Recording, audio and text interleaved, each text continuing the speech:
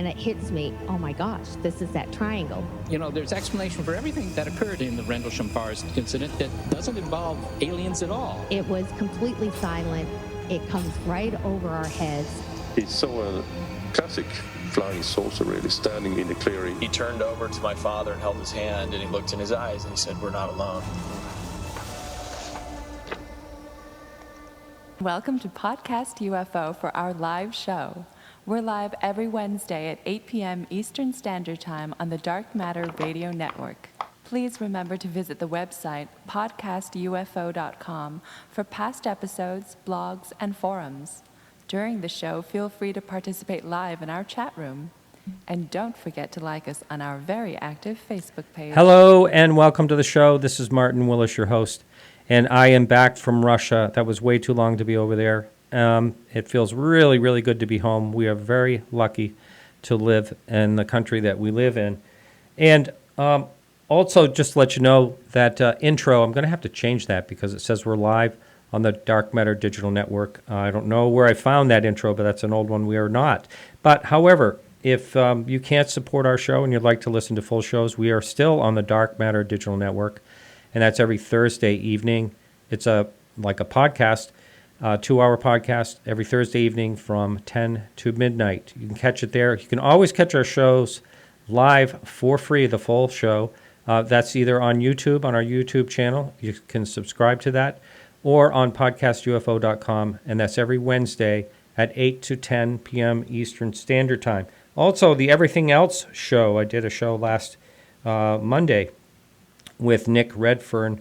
We talked about his theory on Roswell, which is entirely different than I think most of us have heard.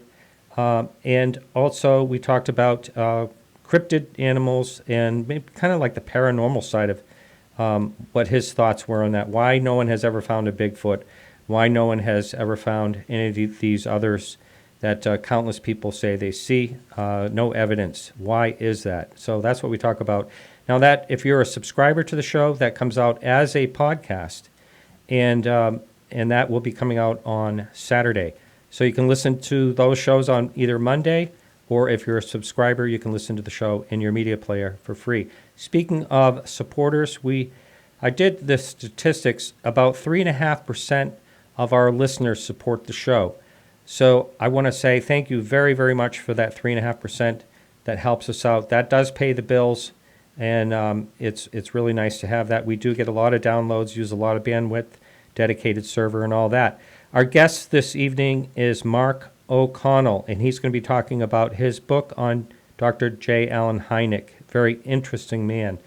And before that, Alejandro Rojas could not make the UFO updates. He double booked himself, according to him, or he's playing hooky. So he's not going to be on this week. He'll be back next week.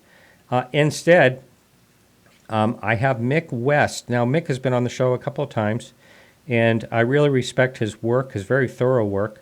He has metabunk.org, and we're going to be talking about the Nazca Three-Fingered Alien, and there's more. These mummies, that's what we're going to be talking about, and what his research and how he uncovered the most likely thought is that these are some type of hoax, whether a recent hoax or an early hoax, but that's kind of what it boils down to, so we're going to be talking about that. And welcome to the show. How are you, Mick? Good. How are you doing, Martin? Great. So, first of all, how do you find all these things? I mean, you do one or two things a week that you dive into and try to find, explanations for what they really are. So how do you find all these things to take a look at and dive deep into what they are? Well, I've been doing it for a while, so I think Facebook knows the type of thing that I like, so I get the type of thing showing up on my Facebook feed. But I also have a Google filter set for weird news and UFOs, and every time a story pops up in the media, it just emails me with the story, and I give it a quick look to see if it's interesting, and if it is, I might delve into it a little bit more. Now, the last time we had you on, you were talking about the Chilean UFO, and you basically kind of broke the story of what that really was. Now, the entire, Chilean government was behind that as being a UFO, and you found all the data when the plane was exactly where the plane was, the course of it, and everything lined up perfectly. That changed that whole story. Yeah, it was a team effort, really. There was other people on Metabunk who helped, but yeah, we've done that type of thing before, like tracking down a plane. And I think once we realized that it was probably a commercial jet, and we were able to track down the traffic for the area, it was actually fairly straightforward. Yeah. Yeah, we've basically done a lot of that before with the whole chemtrail stuff that I look into a lot. Right. I know that's another one out there that you hear a lot about. And basically, since we're just touching on that subject real quickly, there's no evidence that there is such a thing as chemtrails. Everybody says they're spraying things for climate control or to control people and all that. There's never any solid evidence to anything like that, is there? Not that I've come across. I mean, people bring up a lot of things. I mean, the most common thing that people bring up is the idea that the trails shouldn't persist.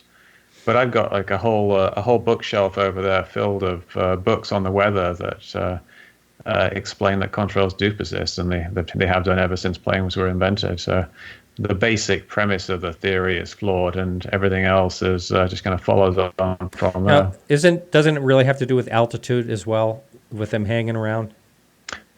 It does, yes. It has to do with temperature, which, of course, as you get higher, it gets colder. Yeah. So when you're up at 35,000 feet, the temperature is usually 40 below or colder. Right. And at that temperature, the exhaust basically condenses and freezes instantly and creates a contrail, which is really just a type of cloud. It's not really anything special. It's not like a smoke plume or anything.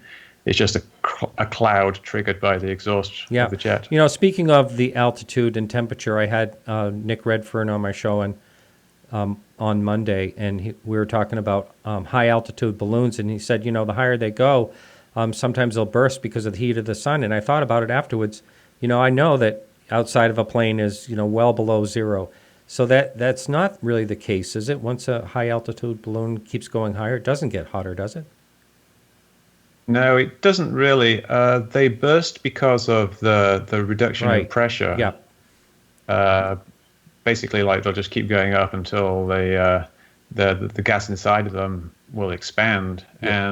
And weather balloons, for example, are designed so that the balloon will burst at a certain altitude, and then the radio sonde at the bottom will return back to Earth. Yeah. So, yeah, it's not really being heated up by the sun. Although if you get really, really high, then the air is too thin to actually take away the heat in the form of cold. So it kind of works the other way around. As you get a lot higher, there's a thing called a thermopause, where things actually get warmer as you get higher. But generally they get colder. How about that? Now, what is your background? Do you have a science background, or is it just a passion study of yours? No, I don't really have a science background. My degree is in computer science. Which I don't really consider a science myself, but there's science on my degree. But I when I was young, I read a lot of science books, and since I've been doing Metabunk and contrail science, contrail science has been going for about 10 years now. I've just had a lot of exposure to these types of things and investigating this type of thing. And I use the stuff from my background as a video game programmer, where I do lots of 3D geometry calculations for the video graphics. I see. Mm-hmm. And it all just kind of comes together, and it's just what I do now, and so I'm kind of got good at it after a while. Okay, so let's talk about the claims first of all. We know Jaime Maussan is involved in this, and how do you say it? Is it Gaia? Do you know how that's pronounced? Yeah, Gaia. The so they're involved in this. So and also, I read somewhere online that there's a symposium they're trying to put together where $350 per ticket and that type of stuff. I couldn't find out any date or anything when that's supposed to happen.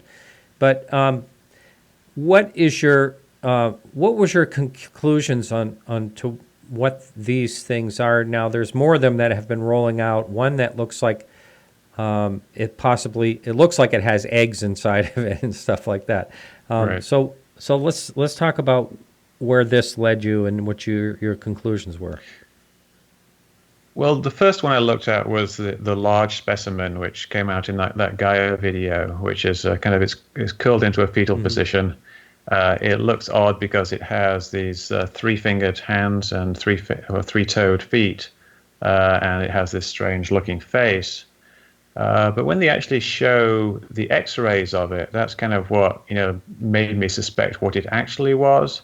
Because if you look at the X-rays of the mummy, you'll see that the bones in the hand look exactly like the middle three bones of a human hand, but with the little finger and the thumb removed. Now, there's a bunch of bones down here called the metacarpals, or the carpals are the ones at the bottom. These are the metacarpals. And it looks like all that they did is they removed the little finger, they removed the thumb, and then they split the hand down here. And if you compare what a human skeleton would look like if you did that to the X-rays that they provide of the mummy, it would look exactly the same. So it really looks like it's just a human skeleton that's been modified to look unusual. Do you think now there's speculation that that this is very possible that this and I know that they modified some of these mummies with animal bones and things like that. This is human bones. But do you think this was done a long time ago, or any ideas on when it was done? You see, that's the thing that's kind of very difficult to say. They say they've done carbon dating on it, which dates it back like 1,000 years or so. But that obviously only dates the actual material of the mummy. We don't know if the entire thing dates back 1,000 years. They could have actually put it together from other bits and pieces of things that were actually mummified 1,000 years ago. Now, there is a possibility that it was actually created by the native people 1,000 years ago. Perhaps for some reason they were making strange-looking mummies out of their dead people. There's been suggestions that they were visited by aliens, and then they were trying to make their dead look like these aliens so that they would be more like the gods as they would see them, and go up to join the gods. But there's really nothing to go by because no one's actually looked at the archaeological site where these specimens have supposedly come from. And if you're doing archaeology, really the first thing and the most important thing is to actually secure and examine the site so you get a very solid record of exactly where these objects come from. And you see them picking up these mummified hands and waving them around like they're nothing. They don't seem to be really taking the whole thing very seriously. Now, isn't it difficult to get permission to actually go into these places and actually remove, archaeological? Oh yeah, no, they have the Ministry of Antiquities or whatever it's called in Peru. But yeah, they're not supposed to be doing it. The official channels are supposed to do it. So there's some debate in Peru about exactly what's been going on and have they broken the law, or is there any evidence that they've done that? But if no one can actually prove that they took these things from anywhere, then the authorities can't really prove that they have taken them from anywhere. But that in itself implies that they were faked. But really, the important thing here would be seeing the archaeological site. Another thing, obviously, would be taking some DNA samples of the bones and seeing what they're actually made from. Right.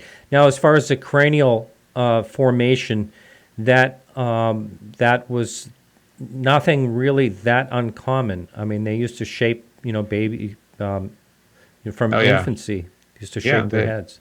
They still do in some places, and you can also occasionally get natural deformations of human skulls that turn out like that. But yeah, cranial modification of much more extreme forms. We've seen that with the very long kind of cone head type shapes in some cultures. So that in itself isn't really suspicious. One thing that looks odd with the mummy is the eyes. But the thing about that is that they don't really show up like that on the skeleton. You can see that those eyes and those eye slits appear to have just been formed manually by some kind of clay or something on the front of the face. And the white, at first they thought the white was like a plaster, it is not. It's something else that it's probably some type of like oxidation. It's very dry there. I don't know Yeah. exactly what it is, but it's not plaster. They say in one of the videos that it was diatomaceous earth, which is it's a common material that you can buy at a gardening supply store. It's used for like a type of fertilizer, essentially, or a bug killer. And it's a desiccant. It's a thing that makes things dry. Oh. So if the white stuff is diatomaceous earth, that would be something where you could figure out where that actually came from, because it may well be that region. Cusco is very high.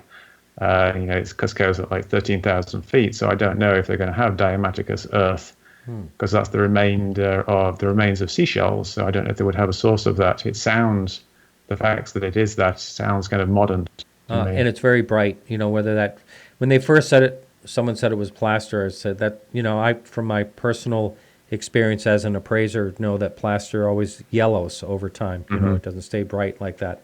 Yeah. This is essentially, it's calcified sea creatures, tiny little diatoms. Kind of like meerschaum. I don't know if you know what meerschaum is.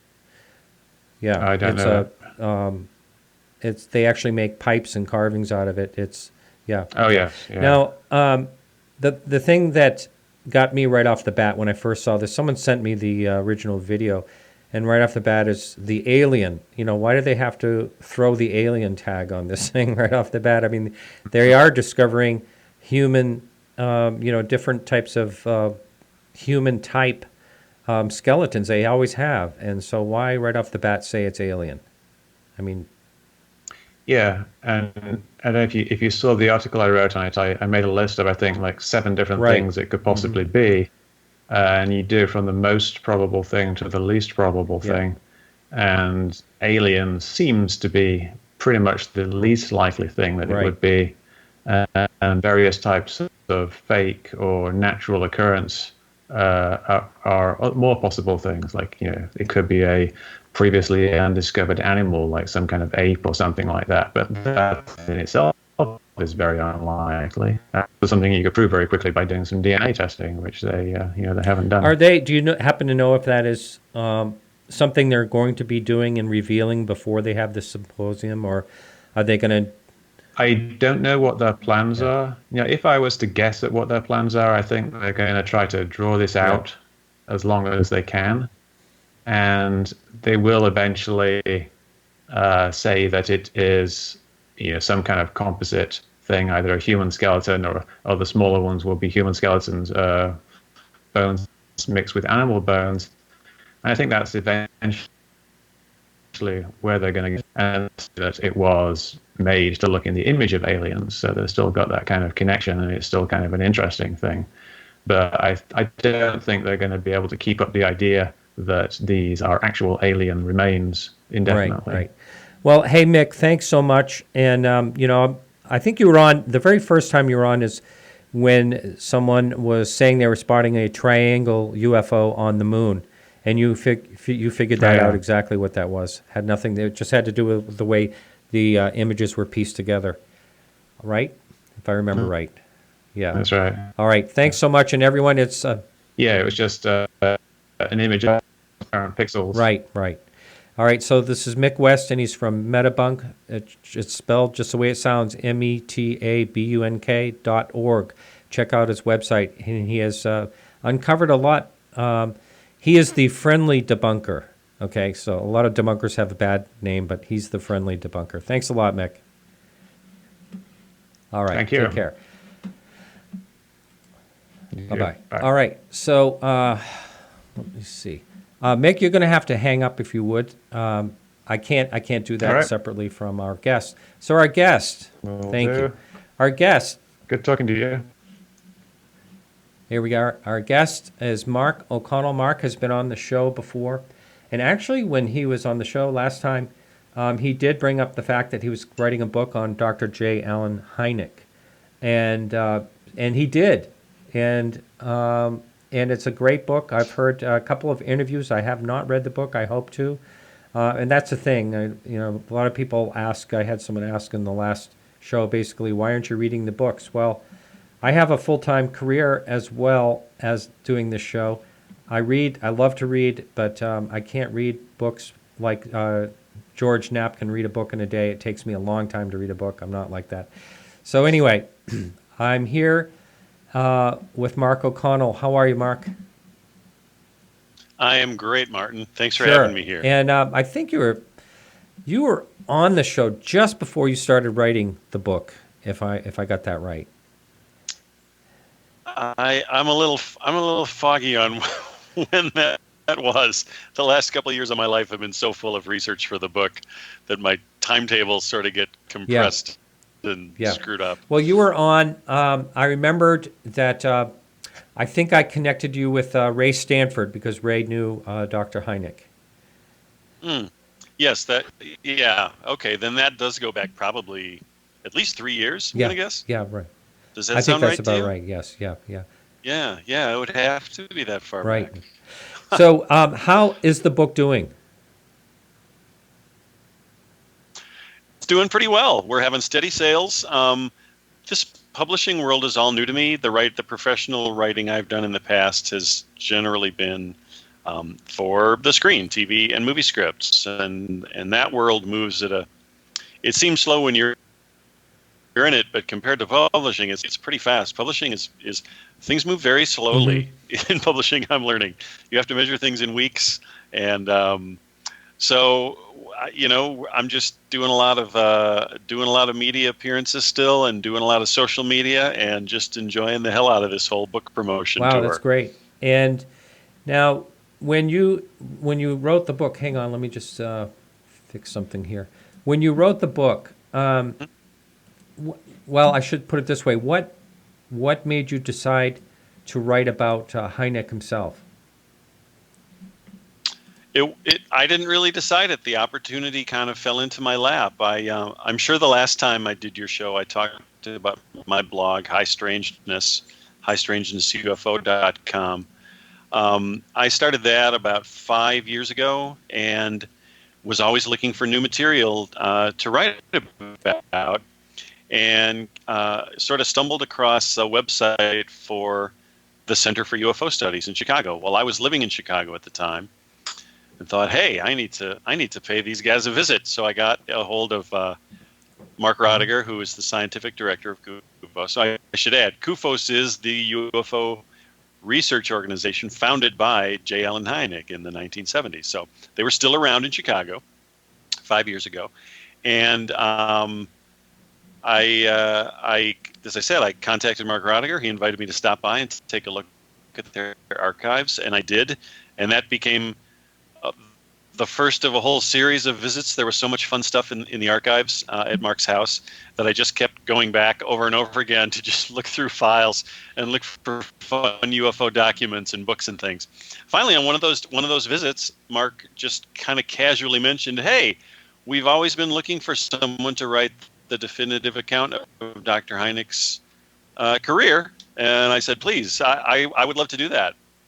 So that's how it all started. I was in the right place at the right time. Mark just made this comment that day, and I just jumped on it. So that was the start of this long, crazy ride, and it's been fantastic. Wow. Yes, I think I mentioned to you the other day that I was looking for interviews with Hynek, and I actually was watching one with Tom Snyder, talk show host, and. Yeah, and that was great. So I'm still in touch with, I actually knew Tom. He was a neighbor when I lived out in California, and he passed away. I met him just before he passed away, about a year ahead. And great guy. He loved Dan Aykroyd's imitation. Him and Dan actually were friends. Dan Aykroyd used to do an imitation on Saturday Night Live of Tom Snyder as the talk host. For anyone, this goes way back into the early 80s, I believe. Anyway, so I talked to Tom's, his widow, Pam Burke, who's a producer. She was a producer of his show as well.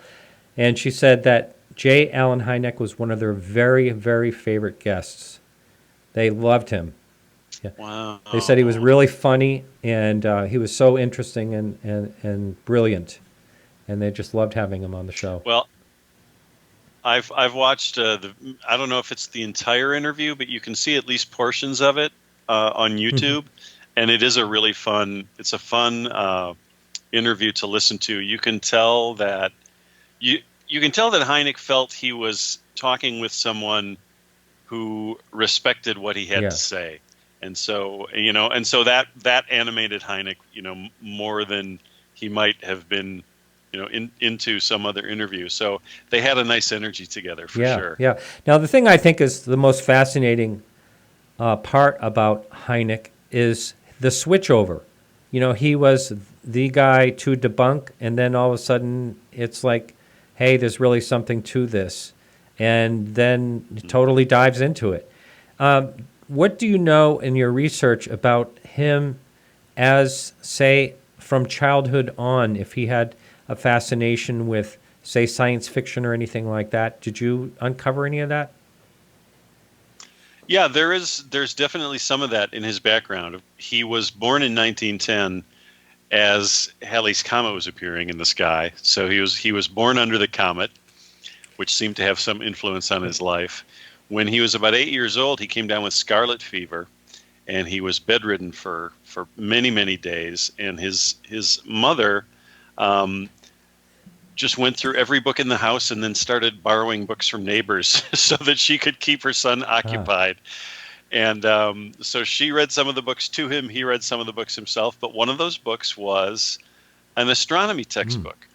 So from the research I did, that moment when he was sick in bed at age 8 was his first real contact with the scientific world. And apparently he fell in love with astronomy. He fell in love with the stars while reading that book when he was 8 years old. He also had interests in writing. He was a pretty good writer in his high school days. He was a regular contributor to his high school's literary magazine. He wrote some really fun short stories. Wow. Isn't it funny how like a turn in life can just change everything, And a lot of times you do hear about it is a sickness that changes someone's life and gets them interested in things that just turn. Before I forget this, Shane in the chat room, and welcome back, Shane. I should say welcome back me in the regular time slot, is Shane wanted to know if the image on the book was an actual unexplained UFO. Or any story on that? That is art that was created by the HarperCollins graphic artists. Okay.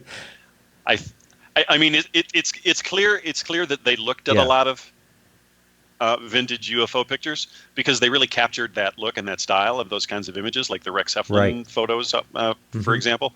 But yeah, I believe that was completely created by their art department. Well, you could have lied. You had your chance. Made up a sighting. Sorry, Mythbuster. Yeah. Well, skepticism is the theme of the That's show right. here, right? A little bit, yeah. All right. So Hynek, we're going back. This is many years ago. So he was contacted first by the Air Force at what point, and how was he standing as an astronomer at that time? Why did they reach out to him? He had virtually no standing as an astronomer. Actually, he was teaching at the Ohio State University and Ohio Wesleyan University, and he was I think at this point he may have been an associate professor, not a big wheel in the world of science or astronomy or academia at all. He was just, he was a young professor, kind of making his way in the world. But he had spent some time during World War II engaged in some high security work for the U.S. government, working on what was called the proximity fuse. The first smart weapon was developed during World War II. It was a radio device that you could put in the nose of a warhead, and it would send out radio waves ahead of it as it was flying through the air, and it could be programmed to detonate when the return time of those bounced off radio waves would return to the fuse. It could tell how close it was to the target, and it could set the warhead off at a certain distance. So as you can imagine, this made things a lot safer for our gunners. They didn't always have to hit a bullseye every time. And so a lot more lived as a result of that. So Hynek had high security clearance because he had worked on this project. So here you've got the poor areas at Wright-Patterson Air Force Base. in Dayton, Ohio. So they're right down the road from Columbus, where the universities are, where Hynek's teaching. And they are starting to get, in late 1947, early 1948, they are starting to get buried in UFO reports. Ever since Kenneth Arnold had seen his string of flying saucers flying through the Cascade Mountains in June of 1947, UFOs were on everybody's mind, and the Air Force was getting deluged with dozens and dozens and dozens of strange UFO reports from around the country. Well, they were doing their best to explain away, to debunk these reports as misidentifications of perfectly ordinary things: airplanes, balloons, birds, astronomical objects. So, and they were pretty good at explaining those sightings away, but they needed a credible, no-nonsense scientific spokesperson to back them up on this. So Hynek was teaching at a university literally right up the road, and he already had some top-secret government security clearance. So he was a guy who could be put to work on this project with a minimum of red tape. So the Air Force guys paid Hynek a visit at Ohio State one day and said, "Say, have you ever heard of these flying saucers?" And Hynek had heard of them, and he thought they were kind of a joke. He thought they were embarrassing. And really he thought they were a fad. He believed that this was a fad that would die out in no time. But they asked him if he would sign on as a consultant to look over these UFO reports and let them know which of these reports he could write off as simply a misidentification of an astronomical body or an astronomical occurrence. So that was his job on what was then called Project Sign. He was very good at it, and he actually kind of enjoyed debunking all these UFO reports, because, as I said, he thought it was a fad, and I think he thought that by debunking the Air Force's reports, he could hasten the demise of this fad, which was very much anti-science as far as he was concerned. Wow. Well, we have some questions coming in on the chat room. Someone wanted to know if he ever had any view on Roswell.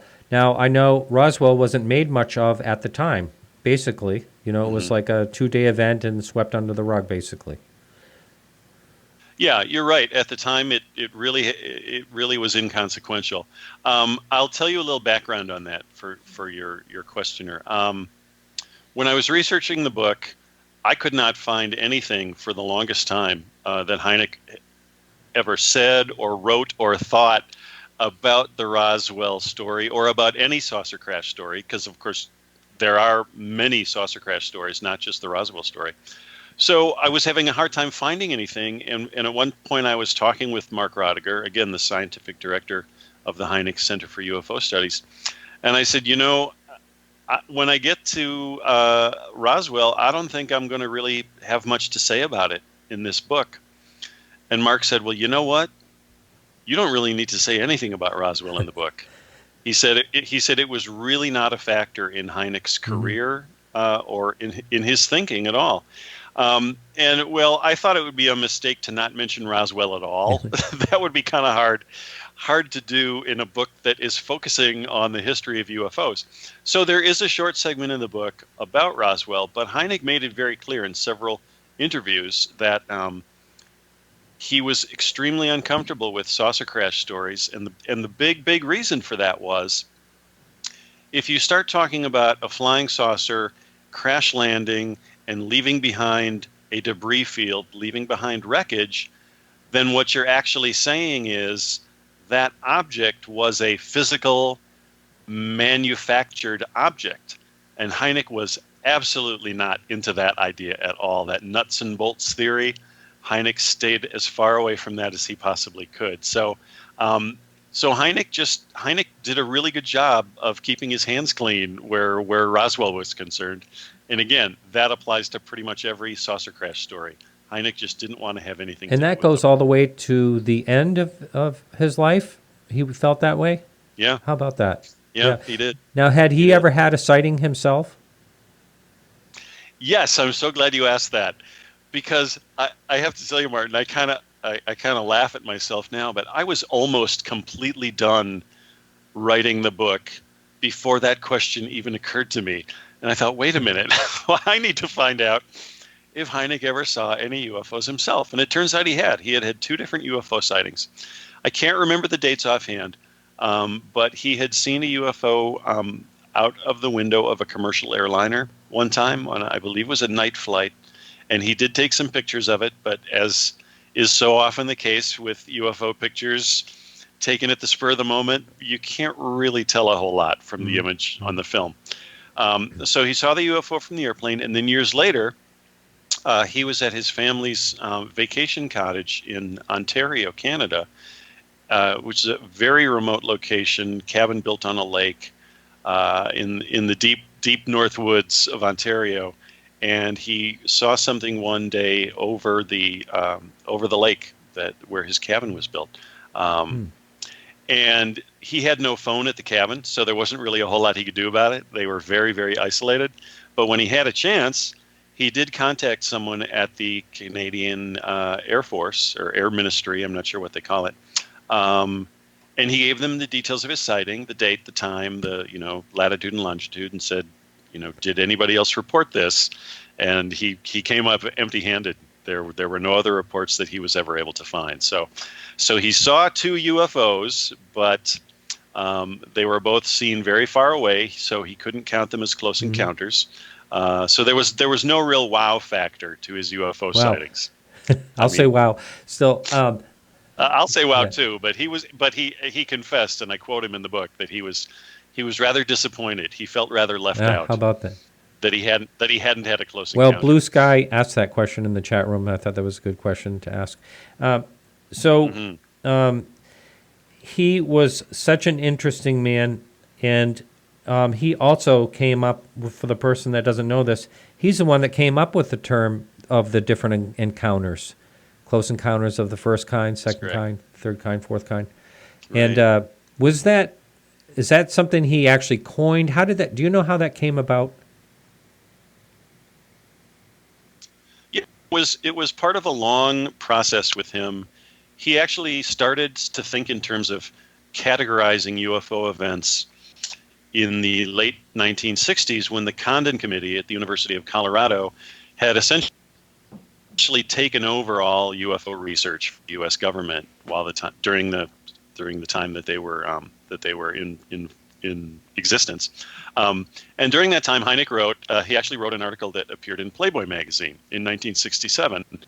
And in that article, he started formulating his ideas for classifying UFO events that he was hoping that the Colorado Committee people would adopt.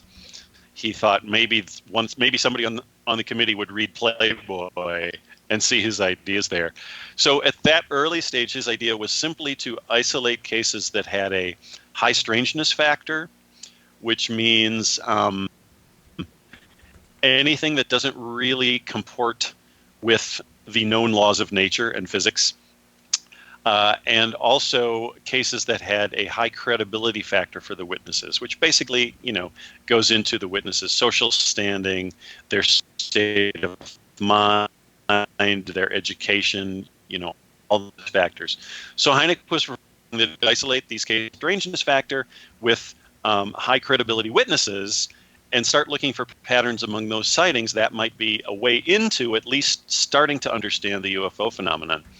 Well, the Condon Committee did not adopt those ideas in the end, but Hynek kept going with his thinking, and eventually he sort of expanded things to a system that he really first wrote about it in his 1972 book, The UFO Experience, which everyone should read. It's a great, great book.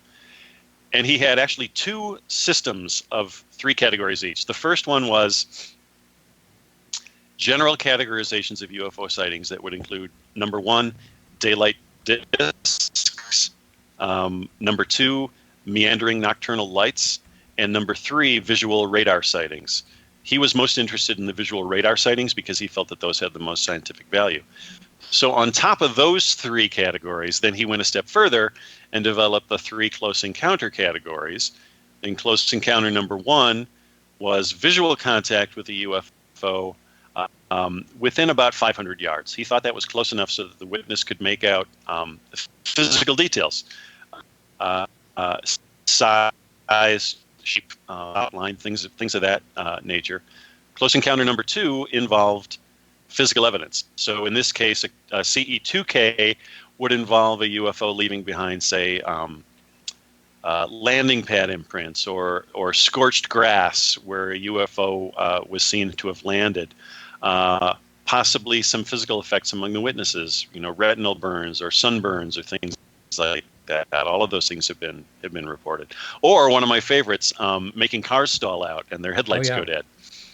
So close encounter of the third kind, the big one, involves, of course, UFO occupants, entities that are associated with the UFO and either come out of the UFO or are seen close to the UFO. And in those cases, of course, the witnesses, sometimes they merely see these entities from a distance. Sometimes they actually interact with the entities. And then you've got those 6 categories, and of course they overlapped. Something that began as a simple daylight disk could come within 500 yards of you and suddenly become a close encounter case. So that's how Hynek systematized.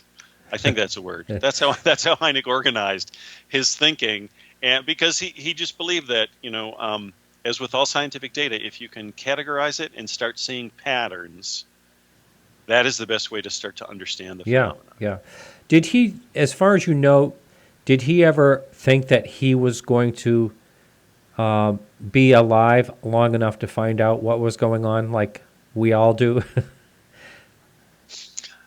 I love that question. I think he was like a lot of us. Yes. I think starting out, I think he really believed that it would be possible for us to solve the mystery, to answer all the questions we have about what these objects are. I think later in life, his hopes dimmed a little. There's a lot in my book about that, when he ended up leaving Chicago and moving to Arizona, when he thought that he had financial backing to form a really world-class UFO research center in Scottsdale, Arizona. And then that fell by the wayside for a lot of complicated reasons. Towards the end, I think Hynek kind of lost faith that we would ever understand the problem. But here's the interesting twist to that. I also think, just from my readings of his final interviews and his final talks with friends and his final writings, I think that he was actually okay with that. I think he actually was starting to think that, as I say in the book, some mysteries are meant to be savored and not necessarily solved. I think he reached a point where he was okay with not knowing, as long as we kept trying to find out what it was. I think that's all we can all hope for. I don't have any. It goes back to, I watched a documentary, an early UFO documentary that was somewhere in like the 60s, and there was an older guy in that, and he was saying, I think we'll find out in my lifetime. And he said that. I'm thinking, this guy's long gone.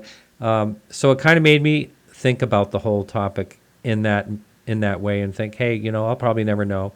It is interesting to explore the topic, and that's why I love doing this show. We have a question in the forum for you from Carrie, and that question is: as Alan Hynek was an astronomer, how did his peers in astronomy regard him with his UFO research, especially when his opinion changed about his belief in UFOs in later years? A very loaded question. That's a complicated one. Hynek's relations with his fellow scientists were sometimes very troubled, sometimes very, very negative. He didn't always make a whole lot of friends in the scientific community, and of course, some immediate names pop up. Donald Menzel, who was one of the directors of the Harvard Observatory. He was an astronomy superstar, and he hated UFOs and everything to do with them. So he was a thorn in Hynek's side for many, many years. Dr. James McDonald at the University of Arizona became a UFO believer and just visited Hynek once and just pounded on his desk and said, "Damn it, Alan, why have you been sitting on all this good data and not sharing it with the rest of the world?" So he had issues with fellow astronomers, but then on the flip side, sometimes he had some very surprising allies in the scientific world. When he got into the late 60s, early 70s, after he had stopped working for the Air Force, when he could sort of become, he could become more flexible and actually more free in how he studied the UFO phenomenon. Once he was disengaged, he actually started to gather around him this loose association, and they college. This loose association of scientists and some pretty heavy hitters in the world of science and academia who were willing to do UFO phenomenon. It doesn't mean that they believed this, that, or the other thing about the UFO phenomenon, but it meant that they agreed with Hynek that this subject was interesting enough and had a level of reality to it that made it worthy of serious scientific study. So for every scientist who Hynek had a really bad, horrible relationship, there was another scientist who kind of believed in what Hynek was doing and wanted to join forces with him. So that's kind of a very heartening part of the story, that there was always somebody listening to Hynek, even when he thought nobody was listening to him. Talking with Stan Friedman a while ago, he mentioned that Donald Menzel actually had a CIA connection. It was uncovered, he had a high security clearance, and so that's kind of a mystery, why he was so adamant against the UFO topic. Well, especially since Donald Menzel had actually seen a UFO. Really? as had James McDonald. Yeah. Wow. Yeah. How about that? Yeah, it's weird. Yeah, Donald Menzel, I could probably write a book about him. He's kind of a mystery man. There are a lot of parts to that guy's story that really don't seem to fit together very well. Wow, interesting. Your next book. You heard it all here, folks. Yeah. We're having a little bit of a Skype. I have a couple ideas. Oh, well, are you serious? So go ahead and talk about it if you would. Oh, I was just going to say I have a couple of ideas, but we're still so devolved in promoting this book and spreading the word that I'm not close to starting work on a second book, but I have some ideas percolating, and they're not all UFO related. Okay. So I'll be honest no about problem. that. Hey, can you turn off the camera on your Skype? We're having some Skype issues, and I'm hoping that will solve it. Perhaps. Okay. Yeah, just that's perfect. Okay. It's right there. That's fine. So we'll go this way a while and see if it doesn't sound any better, then you can turn your camera back on. But we'll go this way for now. So let me just see if we have any questions up in chat. There's probably some. I'll have to scroll back. Now, when you were doing this research for the book, what was I guess what I'd like to ask you is, what was some of the things you uncovered that you had no idea about Hynek? Was there anything like that you just said, wow, this is really interesting? Oh yeah, there were a number of moments like that. One of the first was, I've already told you the story of how I would visit the Ufos archives in Chicago, and dig into their files and their bookshelves. So when I started officially working on the book, that was where I spent a lot of my time. Eventually, I started to visit the archives across town in Evanston, Illinois, at the Northwestern University Library. Hynek had taught astronomy, had been chairman of the astronomy department for many years. He had taught there for almost a quarter of a century. Very, very long and happy career there. And Northwestern has a huge, huge collection of Hynek's work papers and correspondence and news clippings and all sorts of treasures. So the one of the first big surprises for me was what an amazing career as an astronomer he had. And I discovered all of that at Northwestern University, and then later on at the University of Chicago, which is where Hynek had gone to college and gotten his doctorate, gotten his PhD in astronomy. They also had a huge, wonderful collection of Hynek's papers from the very early years of his career. So between the U of Chicago archives of his early years and then the Northwestern archives of his later years, I developed this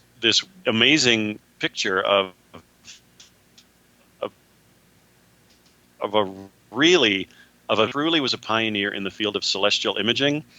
I mentioned in the book at least once that really, without Hynek, I don't think we would have had all the orbital telescopes we now have, including the Kepler telescope, which is spotting all these exoplanets.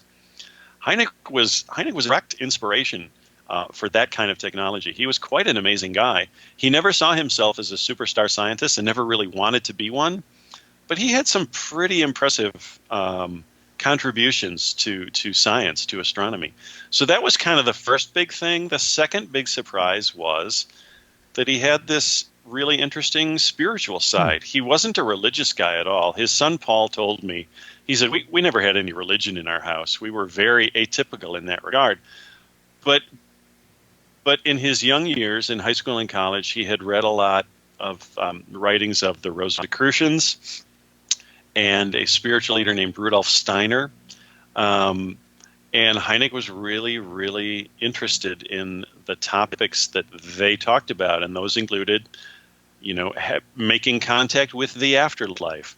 Rudolf Steiner wrote about something he called the Supersensible Realm, which is really a fancy name for a parallel dimension that he thought existed alongside ours and that we could enter anytime we wanted to if we could train ourselves to. Those were the kinds of ideas that Hynek loved reading about as he was growing up. And then later in life, when he was, last year of his life or so, when he was, after he had been diagnosed with brain cancer and he was in his last months of his life, he returned to that spiritual side of things again. So that was the second big surprise. So you've got this guy who, for me at the outset of this project, he was purely one-dimensional. He was this UFO guru. Well, it turns out, no, he was the UFO guy, he was the astronomy guy, and then he was this spiritual guy too.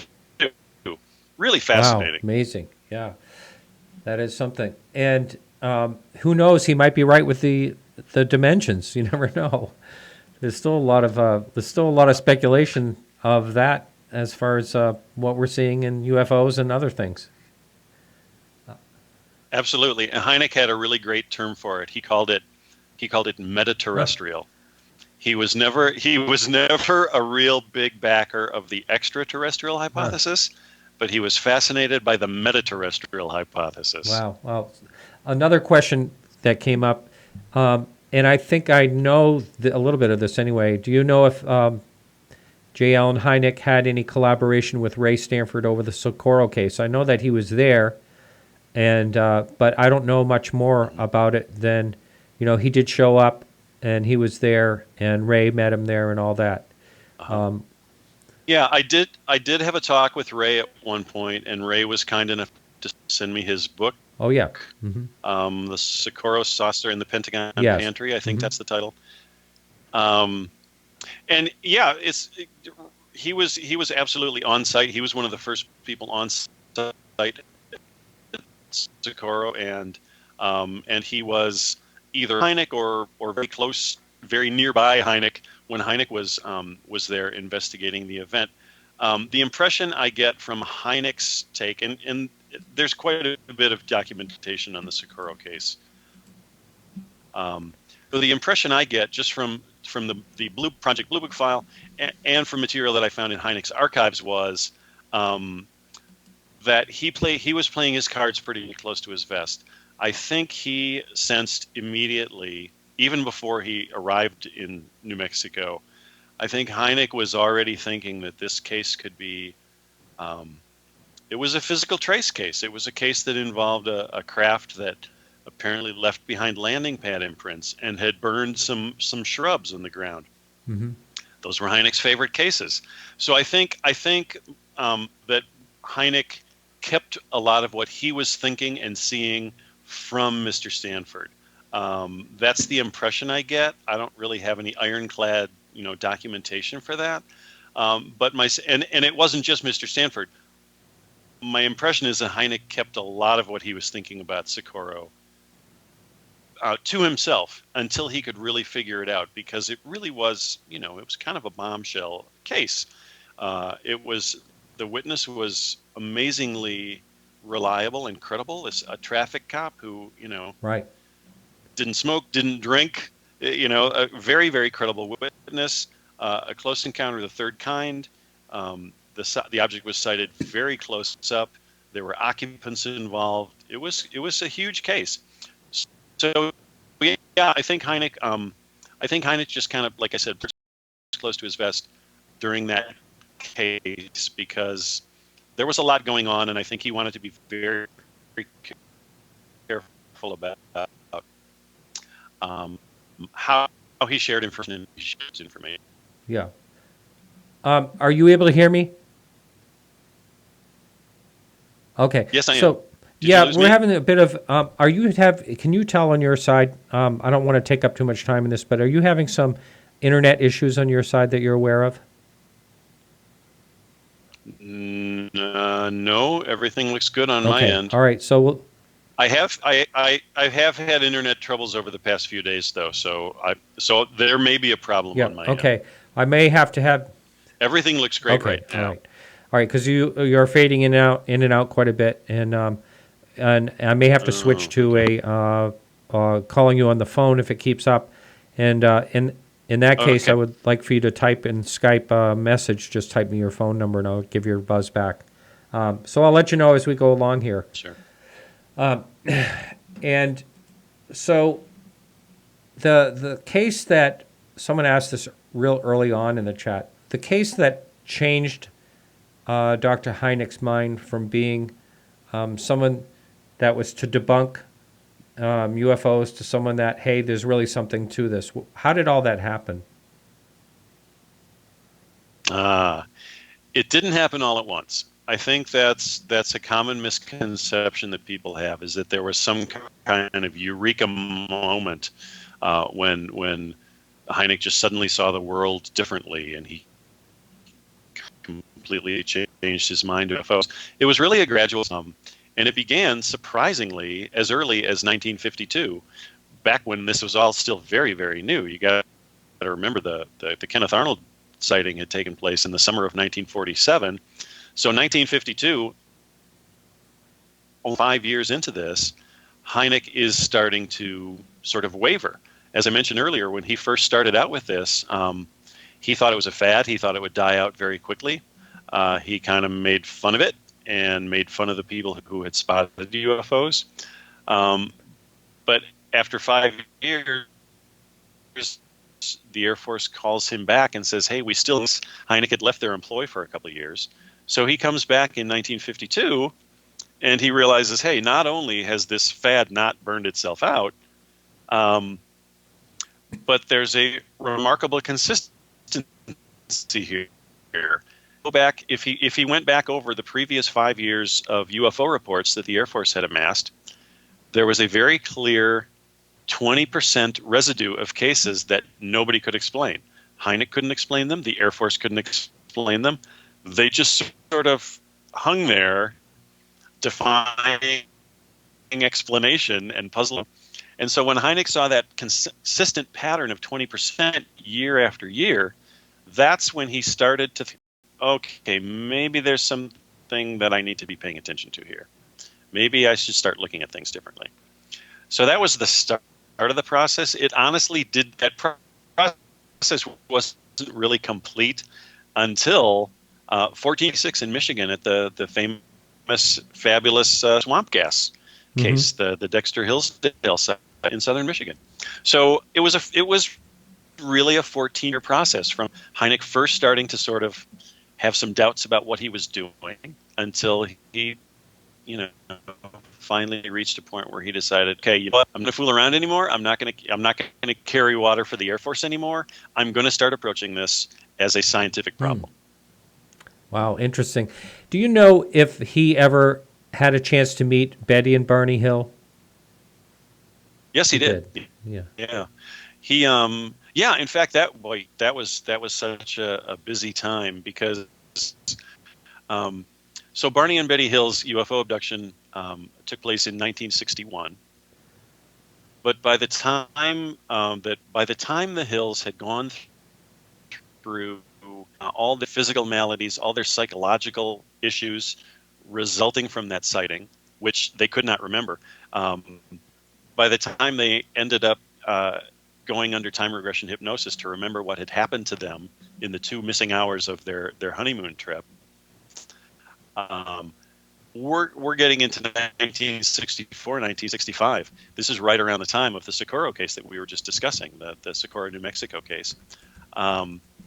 So there are some really high-profile, really remarkable, unexplainable UFO cases going on that have really captivated the American public in the mid 1960s. So Hynek ends up meeting Barney and Betty Hill in that later time frame. I can't remember exactly, 64, 65, at the behest of John Fuller, who had just written, two of the hands down UFO books ever, Incident at Exeter and The Interrupted Journey. Now, Interrupted Journey was all about Barney and Betty's abduction. So Fuller invites Dr. Hynek to have dinner with him and Dr. Benjamin Simon, who had performed the time regression hypnosis, and Barney and Betty Hill are there too. So Hynek's at this amazing dinner party with John Fuller, Benjamin Simon, Barney Hill, Betty Hill, and the Hills agree to go under hypnosis while Dr. Hynek is there. While he's there, really? So Dr. Simon, now he's there. Yeah, this is their like after dinner entertainment. So the Hills both go under hypnosis, and Dr. Hynek has a chance to question them. That's amazing.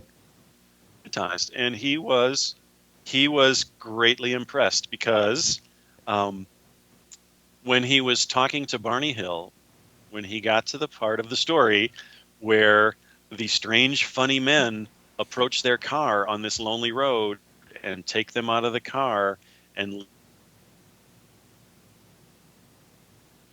when he got to that part of the story, Barney Hill just freaked out. He was so terrified, he just could not keep going with the story. And I don't know a whole lot about hypnosis, but what I have learned from writing this book is that kind of primal terror is impossible to fake under hypnosis. That is the general opinion of experts on this. And Hynek was very, very much impressed by the Barney Hill displayed when he was asked to relive that. So he came away thinking, and he freely admitted he did not think much of the Barney and Betty Hill abduction case leading up to that meeting. But after meeting the Hills and questioning them under hypnosis, he came away very impressed. But here's the interesting thing about it, Martin. Because Hynek was such a scientist and tried so hard to apply scientific method to the study of UFOs, his stumbling block with the Barney and Betty Hill case, even at this point, after he had questioned them, his stumbling block was not that he thought their story was impossible to believe. The problem was that there were no other stories like it. As a scientist, Hynek liked to have repeatable results. He liked to have patterns and consistency. And there was nothing available that would give him that sort of level of assurance with Barney and Betty Hill, because nobody on Earth that we know of had ever experienced anything like that. So he was greatly impressed with it. So my long answer is he was greatly impressed with the Hill story, but because he couldn't fit it into any pattern, he honestly didn't know where to go with it. He didn't know how to explain it. Wow. So 1975 comes along, and then you get Travis Walton, his incident in November. 1976 comes along, you get the Allagash abduction. And then I'm trying to remember when the Passamagula case happened. That was 73. So all these things were happening. Do you know if he had interest in any of those cases as well? Yeah. Well, definitely the Pascagoula case. Well, okay, I guess I can address this a couple of ways. The Pascagoula case took place just after Hynek had returned from a trip around the world in which he had gone to Australia and Papua New Guinea to interview the witnesses of the 1959 Father Gill yeah. close encounter of the third kind case. So we have to include that case in this Oh, I love that conversation. case. So just Yeah. for background, it's a marvelous story. So 1959, in this very remote village in Papua New Guinea, an Anglican minister named William Gill is I can't remember exactly how it started out, who saw it first, but he finds himself out on the beach outside his mission with several dozen of the villagers and several people from his own staff at the mission, watching these strange glowing objects over the ocean. I mean, not far over the ocean, very close to the beach where they were standing. And on the largest of the objects is a gigantic disc, and it's glowing blue. It has 4 legs sticking out of the bottom, and out of the top is a ray of blue light that shoots off into the sky. And on the top of this saucer is what appears to be a deck with a railing around it. And there are a number of figures, sometimes 3, sometimes 4, dark figures seen on top of this saucer, apparently working on something that's hidden from view from the people on the beach.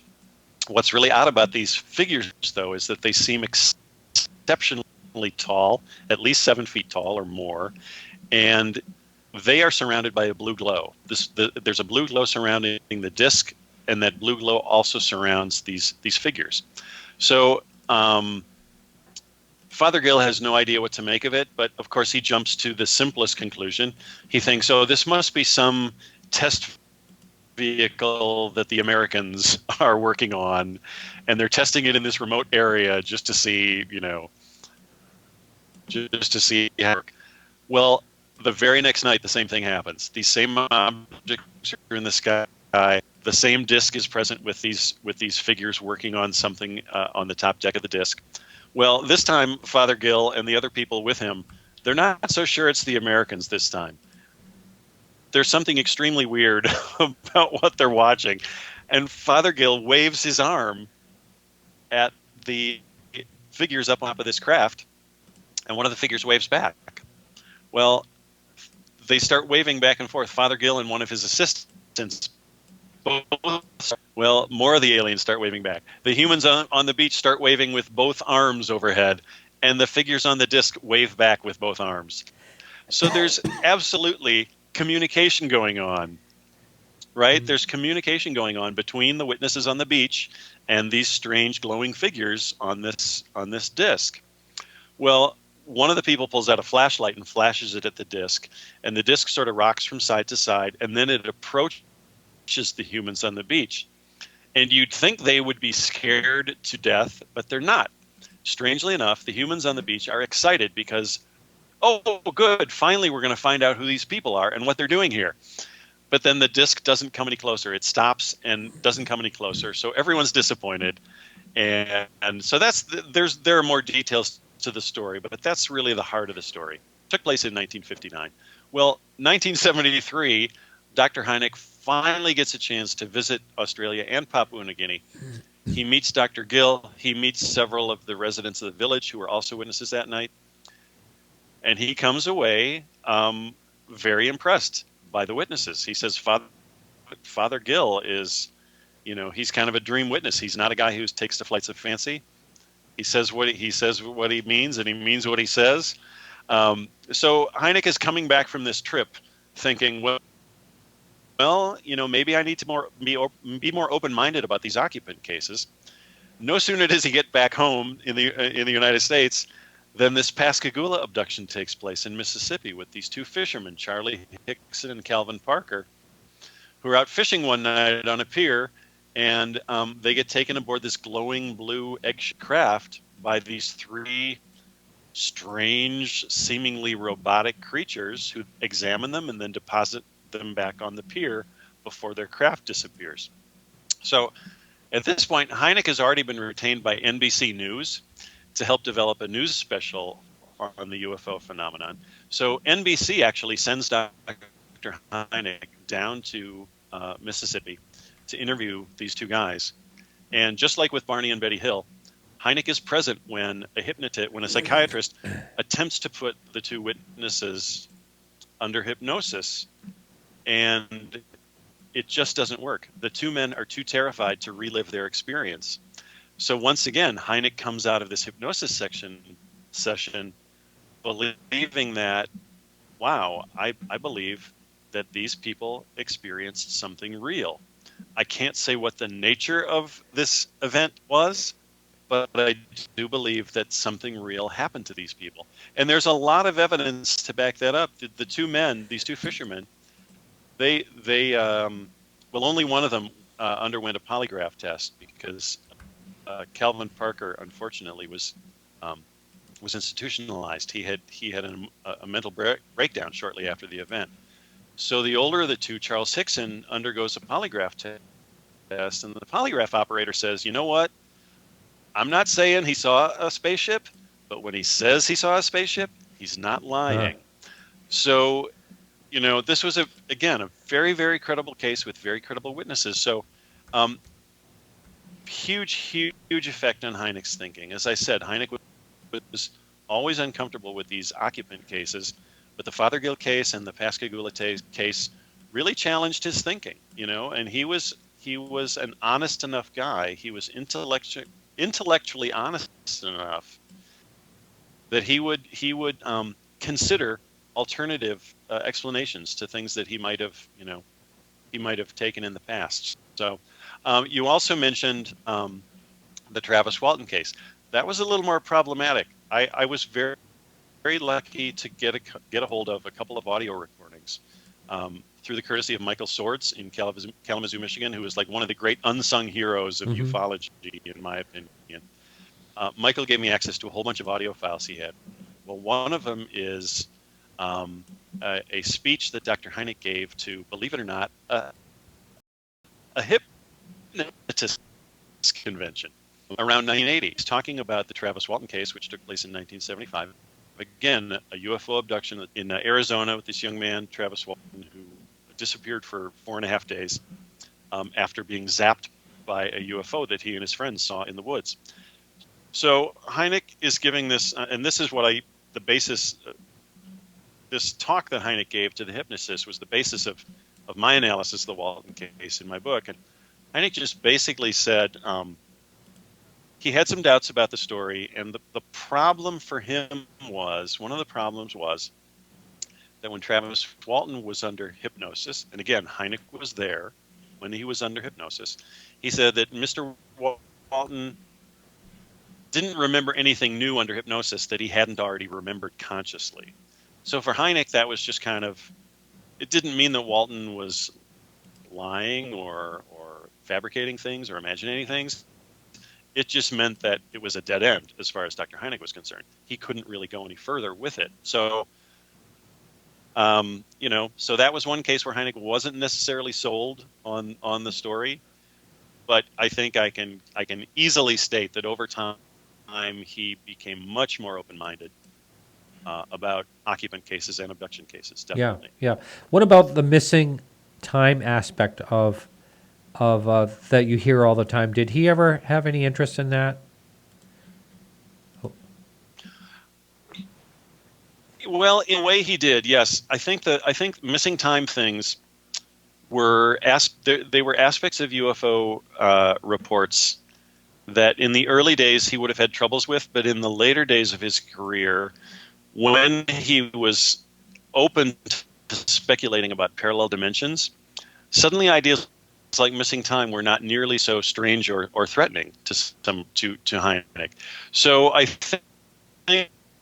think missing time episodes have helped him to readjust his thinking to think of UFO, and this may be a shocker, but he really literally started thinking of UFO events as partially psychological events. That doesn't mean he thought that people were just making things up or deluded or were suffering from hallucinations or delusions. What he meant by that was, because so many UFO encounters seem to have physical aspects but also seem to have distinctly unphysical aspects, he started to wonder if part of the experience was taking place in the witness's mind. And that's not to say that they were fabricating it or imagining it, or that their sensations were in any way suspect. He was actually considering that this real experience was taking place partly in the physical world and partly in the psychological world, and that the witnesses were experiencing it both ways. And if you think of it that way, that kind of makes sense, because it explains why it's often so difficult for a UFO witness who's undergone a really extreme experience can have such a hard time explaining and describing what happened to them. If it's something that's partially physical and partially psychological, how do you get a grip on that? How do you explain it? How do you describe it? That's where Hynek's thinking went towards the end. So I think and for me, that's one of the most exciting and fascinating parts of his career, was when he started to look at things that way. Wow, how about that? Now, so Rendlesham Forest happened came out a few years, ahead of his death. Did he look into that at all, or was he like retired and out of sight at that time? Well, he was never really retired and out of sight, even after he moved to Arizona. I never came across much of anything, maybe not anything now that I think about it, where he would have given any thought or consideration to Rendlesham. That's not to say that he didn't, because there's a vast, and I would encourage anybody to look into this.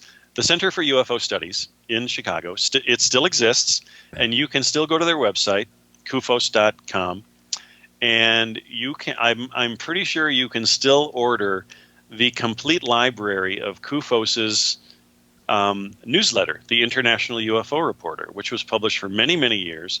J. Allen Hynek was the editor of IUR for many of those years, and he contributed many, many articles, many, many research articles, and opinion articles to that publication. And I can tell you, it's such a huge, huge, huge collection of UFO reporting that I have not even come close to going through all of it. So I am going to give myself a little wiggle room here and say that there may be some writings or thinking about Rendlesham that Hynek may have taken up in one of his columns in IUR, but it's not something that I ever found or read. That's kind of my lame response. What do you? I wish I could be more specific, but yeah, that's no problem.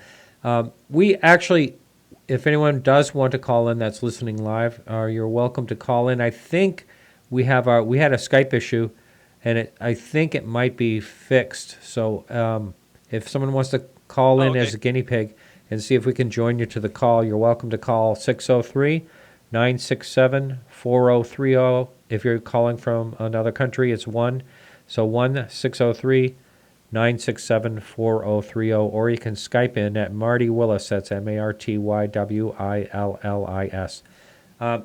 So there was one other question I just wanted to get to before I forgot, because I want to ask more about the Close Encounters of the Third Kind. That is coming up with the 40th anniversary and re-release real soon. Do you think, the question in the forum is, do you think the film will influence a new generation in interest in the UFO subject?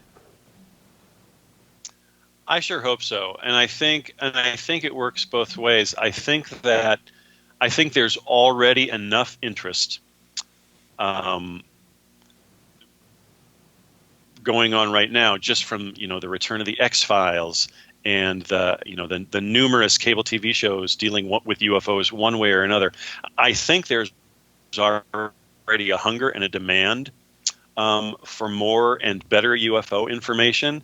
So I think that there's an audience ready.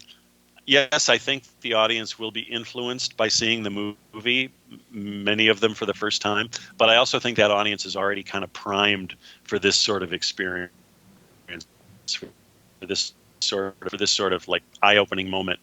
Mm-hmm. So yeah, I think it has the potential to be, if not a game changer, maybe starting to just open the door a little bit more for people who haven't really paid too much attention to this phenomenon before. Yeah.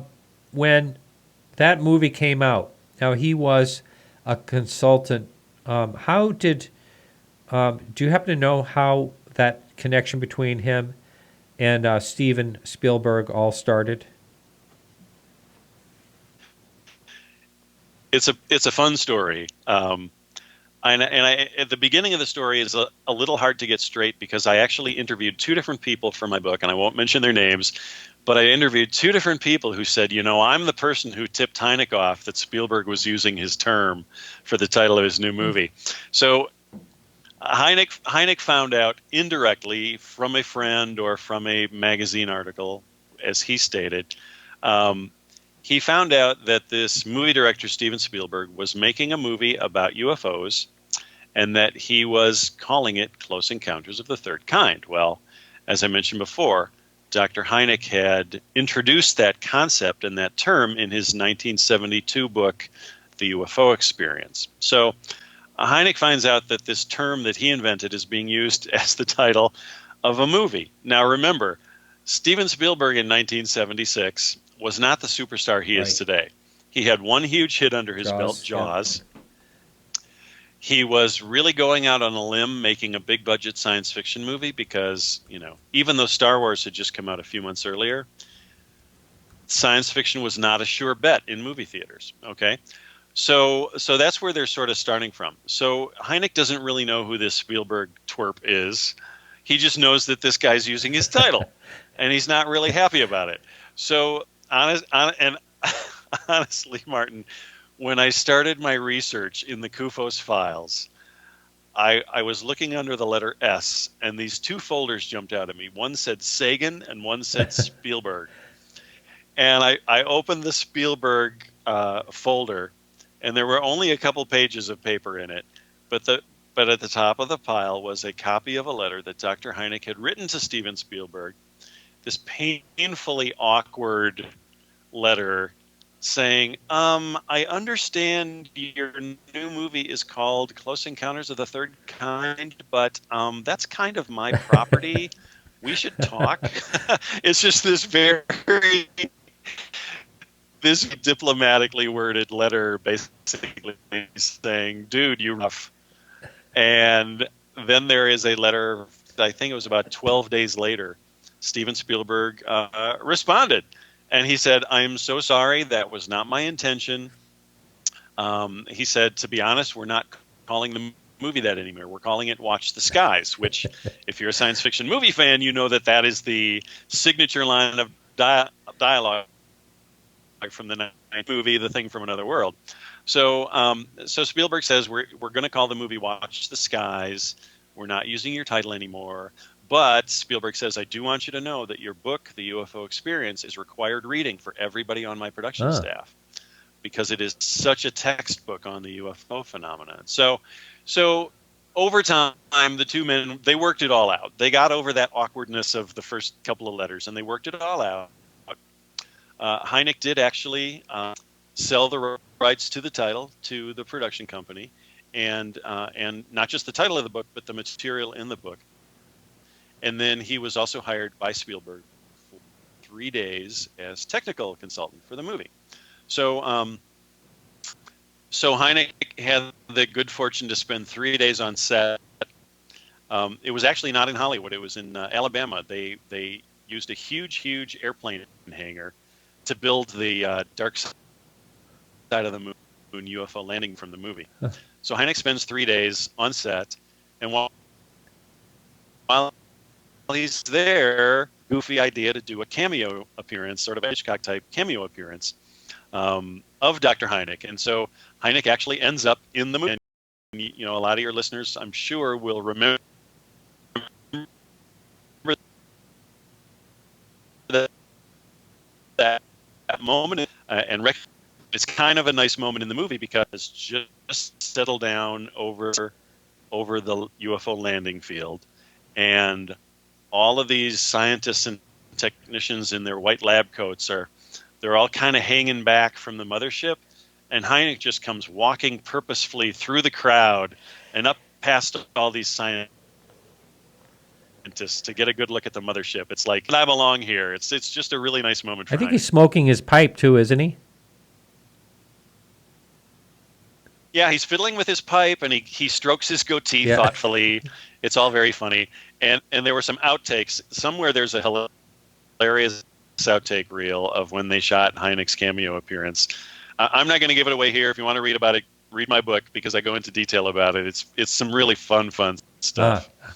What do you think was the most puzzling case, according to his thoughts, that he was interested in? Oh, wow! I could name several. Of course, we have to go back to the Lonnie Zamora case in Socorro in 1965. That was, Hynek described that case as the Rosetta Stone of UFOs. Wow. We could also go to 1973. He was extremely puzzled by the Pascagoula abduction case, but the case that took place only a week later, in October 1973, the Coyne helicopter case. Right. That was, and that almost never gets mentioned. Yeah. But that's really kind of the gold standard of UFO. Yeah, cases. let's talk about that. Air Force. I know that it was above them, and they drew it up toward them, or actually, wasn't there contact? There was almost. All right, so contact. why don't you describe the story? I know Lee Yeah. Spiegel has talked about that on the show before. It's just fascinating. Oh, yeah. It's a really meaty case. So a crew of 4 oh gosh, were they Army or Air Force? I have to admit, I can't remember offhand. Let's just say military. It's a crew of 4 military guys in their helicopter flying at night over Ohio, returning to base after having their medical evaluations done. So they're flying home. It's a routine flight. It's a beautiful night. It's one of the nicest flights they've ever had. And one of the crew members sees a funny light off in the distance. It's a glowing red. And they quickly discern that whatever this thing is, it is heading on a collision course with them. They feel like it's a torpedo that has been fired at them. And the commander, Lawrence Coyne, takes the controls from the co-pilot, puts this helicopter into literally a crash dive, a very steep, very terrifying dive to avoid impact with this object. The next thing these 4 guys know, this object is floating right outside the front cockpit windows of their helicopter. It's a cigar-shaped object. It's got a bright red light on one end. It's got a bright green light on the other end. There are no wings. There's no visible source of propulsion. There's a sort of a dome-like object on the top that maybe is a cockpit, but they can't really tell. Green light on one end of this object literally bathes the interior of the cockpit of the helicopter. For about 10 seconds, they perceive it as about 10 seconds that this object is floating outside the front of their helicopter, and then it suddenly shoots off into the distance and disappears into the distance in the sky. Well, Captain Coyne looks at his altimeter and realizes that instead of going into a crash dive, and he still has his controls in crash orientation, but somehow or another, the helicopter is actually rising at 1,000 feet per minute, at really astonishing speed, and they're back up at 3,500 feet and still ascending. So he gets the helicopter, and he's got this. Captain Coyne has this great quote that I have in the book. He simply says, "A Huey can't do that." It absolutely can't do that. So he gets the copter stabilized. They fly back to base. Within a couple days, the story has gotten out, and it becomes front page news all around the country. And it's, of course, it's remarkable because this has taken place like a week after this Pascagoula abduction. So that case was really, really big to Hynek as well, because the witnesses were also credible. All 4 of the men, with very little discrepancy, all 4 of the men saw essentially the same thing, perceived the same things. And Hynek, I mentioned these audio recordings that Michael Sword shared with me. He also had an audio recording of Dr. Hynek interviewing the 4 guys on the helicopter crew, and they tell an amazing story. Wow. And one of the guys on the crew utters the famous words that so many UFO witnesses have said. He just says to Dr. Hynek, he says, "I know what I saw." Yeah, that's great. So I would say those are among the most significant cases to Hynek. But then you can also go back. God, I could give you such a long list, Martin. I'm going to go all the way back to 1953, the Tremonton, Utah film taken by Delbert Newhouse. This astonishing movie film of these 15 or 20 glowing white objects cavorting about in the sky over northern Utah. And this film, the movie film that Newhouse took, was sent to our best photo intelligence experts, and they could not find any indication that this film had been hoaxed or that it was a mistake in any way. They decided it could not possibly be birds, it could not possibly be balloons, it could not possibly be aircraft. These objects were either reflecting or emitting brilliant light, and their maneuvering displayed signs of intelligence. So that's all the way back in the early 1950s. Yet again, another case that just had a really, really significant effect on Hynek's thinking and his theories. Now, was that one? I may be confusing this with the Catalina Island filming. Do you know what I'm talking about? Yeah, I'm not well versed on that case, though. So is this one with the 5 glowing objects? Can you find that film anywhere online, on YouTube or anything like that? Oh yeah, yes, you absolutely can. Just it's Tremonton, Utah. Again, I'm quite sure it was 1953. You can also look under Newhouse, Newhouse. I think the video is on YouTube. I've found it a couple different places, and this is a movie that was taken decades ago on a not a professional movie camera, more of a consumer model movie camera that this guy Newhouse just happened to have with him because it turns out he was a Navy photographer. So of course he's got a movie camera in the trunk of his car when he's on vacation. So so the film is not. You look at it now and it's not like. It's a grainy image. There, it sort of jumps and flutters at some moments. But if you just watch it a couple of times, it's really quite astonishing because these objects, at first they seem to be moving about completely randomly, but then as you watch it, they sort of seem to pair up and form groups, and then they diverge, and then they reconverge again. It's kind of mesmerizing, and it's a very, very weird film. You watch it, and you really have to wonder what the heck these people saw. What was Dr. Hynek's envisioning when he started the UFO organization? Because there was already a few established, right? Yeah, I mean, there had been civilian saucer groups going all the way back to the early 50s. NICAP, APRO, of course, MUFON.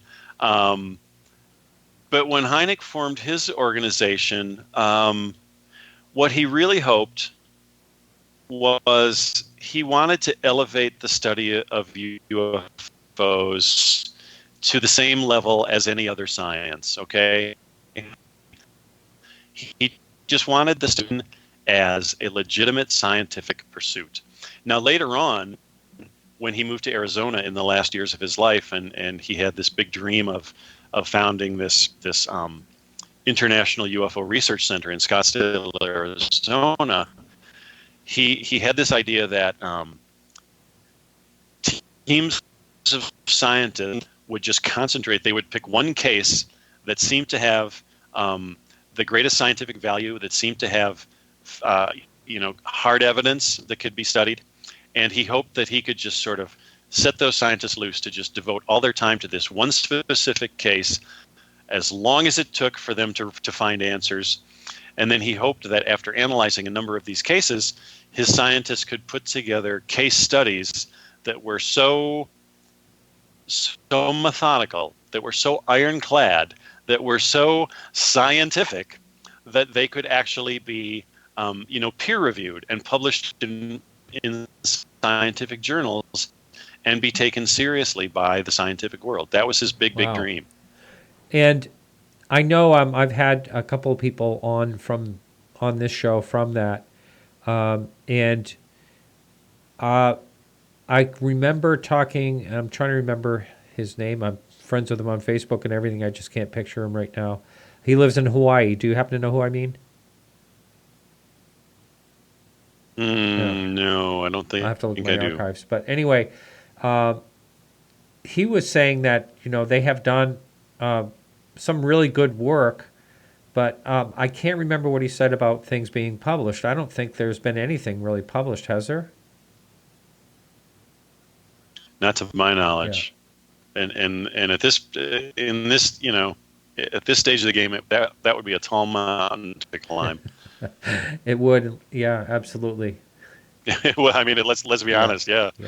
Now, so Hynek, he passed away in 1986, and so he was active toward all the way to the end, you believe?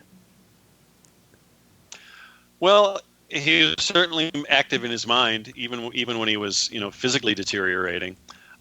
There's a really wonderful interview that he did for Omni magazine just about a year before he passed away, and he's just a brilliant guy. He's just rattling off ideas and stories a mile a minute in this interview. You'd never think that this guy was suffering from any kind of physical malady at all. His brain was still very active.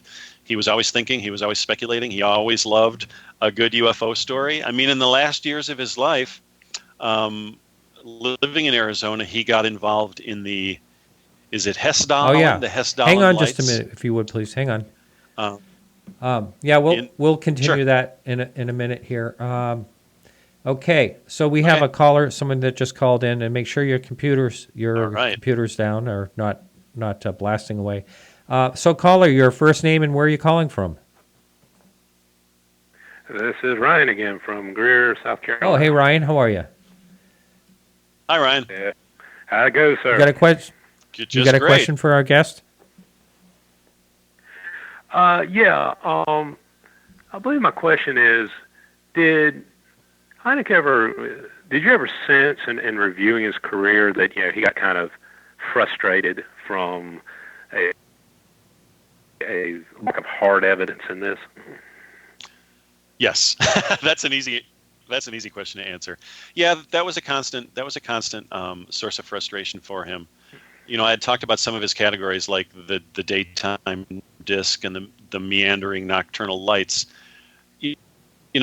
Cases like that, it's sort of like, well, what can you do with them? You can interview the witness, and the witness can tell you, well, I saw this strange light. It seemed brighter than all the other stars in the sky, and it moved kind of erratically across the sky.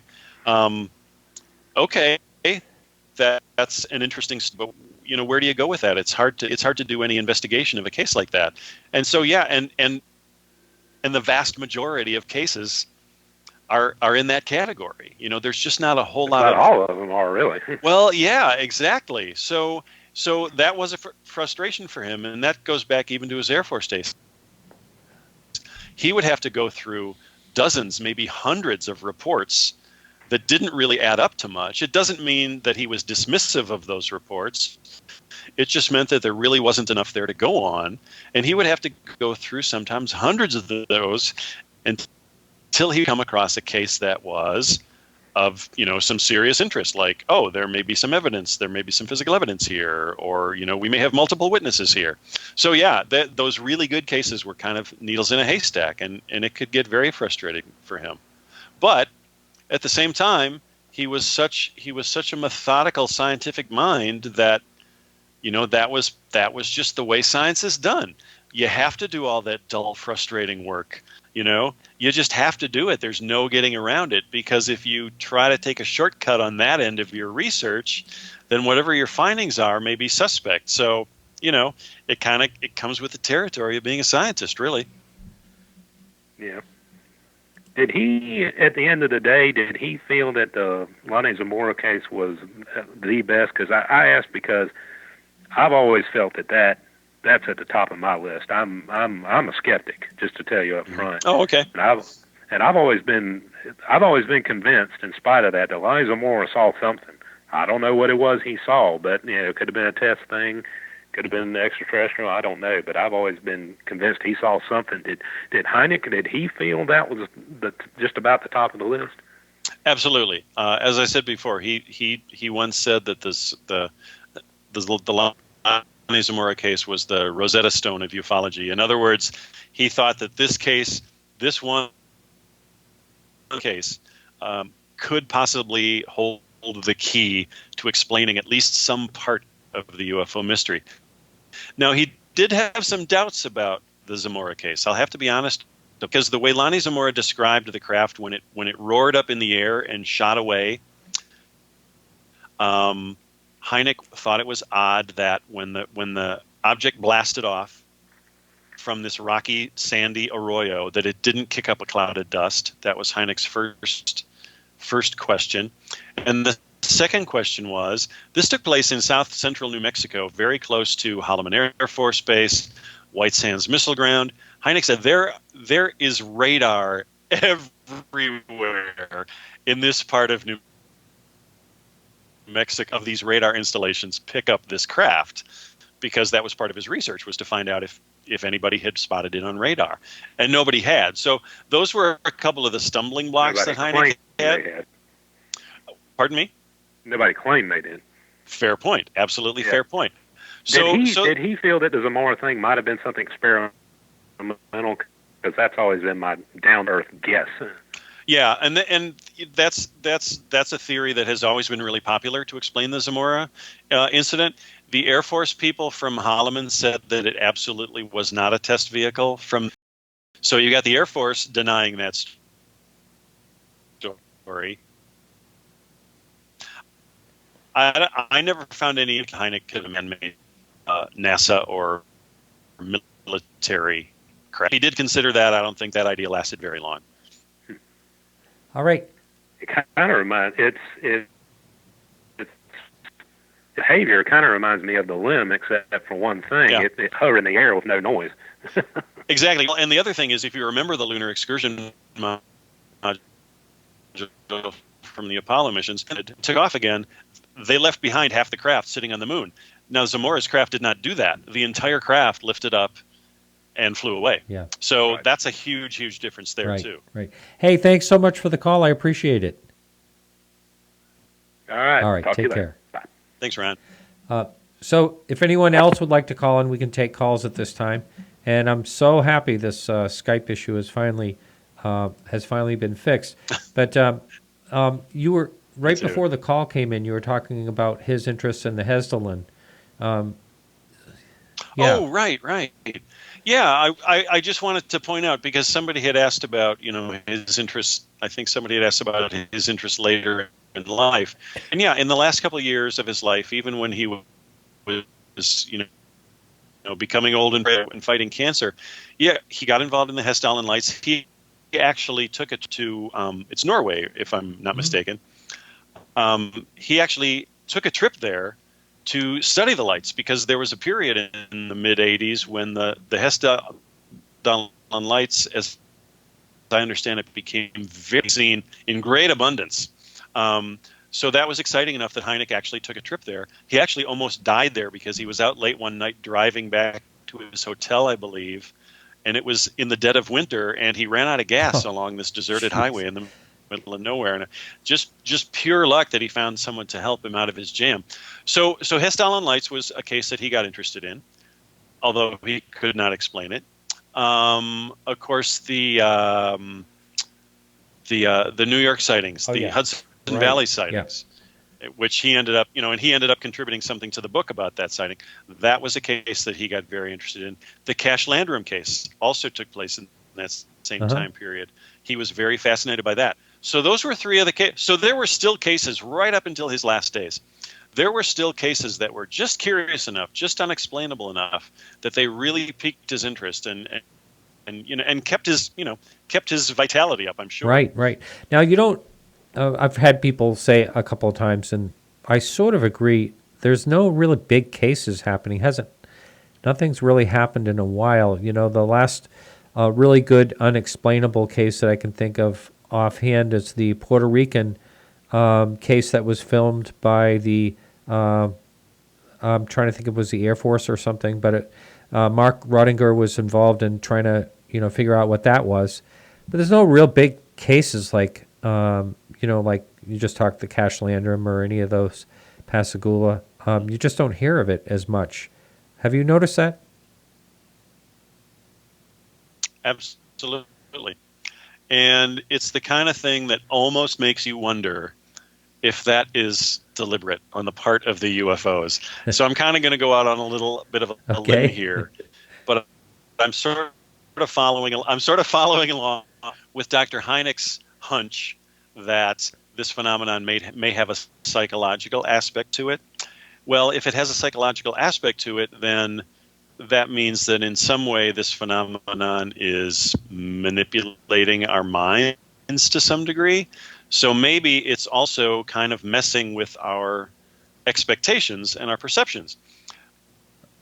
Maybe it's okay, you know what? We've had some fun. Now let's back off. Let's just not appear for a while and leave those humans all scratching their heads and wondering what happened. I mean, it's goofy when I say it, but there are definite moments in the history of the UFO phenomenon when it kind of seems like that sort of active thinking and deliberate action is taking place on the part of the UFOs and who or whatever may be inside them, where they're consciously trying to defy our expectations. They're sort of setting us up. They're giving us a little bit of information, enough to keep our interest up, but not enough to prove anything or to give their true nature away. I don't see how you can really be a follower of this phenomenon without having at least some moments when you have to wonder about something like that. Are they just playing with us? I have an analogy that I like to use, and that is you remember Monty Python's Flying Circus? Did you ever see a skit they did called Confuse a Cat? I don't recall that one.